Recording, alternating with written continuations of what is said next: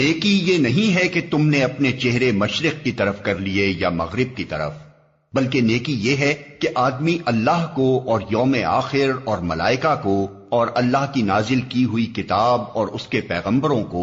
دل سے مانے، اور اللہ کی محبت میں اپنا دل پسند مال رشتہ داروں اور یتیموں پر، مسکینوں اور مسافروں پر، مدد کے لیے ہاتھ پھیلانے والوں پر اور غلاموں کی رہائی پر خرچ کرے،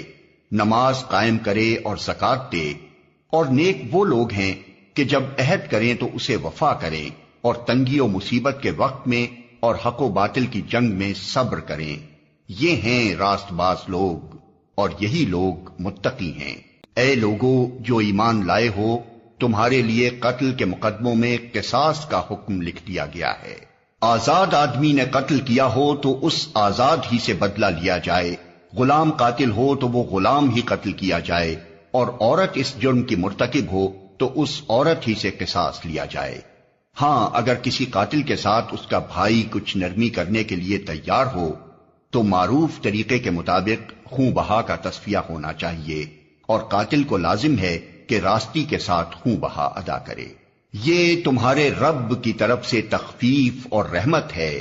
اس پر بھی جو زیادتی کرے اس کے لیے دردناک سزا ہے۔ عقل و خرد رکھنے والو، تمہارے لیے قصاص میں زندگی ہے، امید ہے کہ تم اس قانون کی خلاف ورزی سے پرہیز کرو گے۔ تم پر فرض کیا گیا ہے کہ جب تم میں سے کسی کی موت کا وقت آئے اور وہ اپنے پیچھے مال چھوڑ رہا ہو تو والدین اور رشتہ داروں کے لیے معروف طریقے سے وصیت کرے، یہ حق ہے متقی لوگوں پر۔ پھر جنہوں نے وصیت سنی اور بعد میں اسے بدل ڈالا تو اس کا گناہ ان بدلنے والوں پر ہوگا، اللہ سب کچھ سنتا اور جانتا ہے۔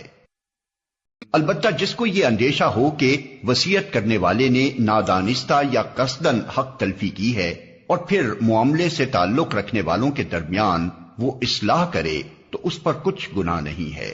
اللہ بخشنے والا اور رحم فرمانے والا ہے۔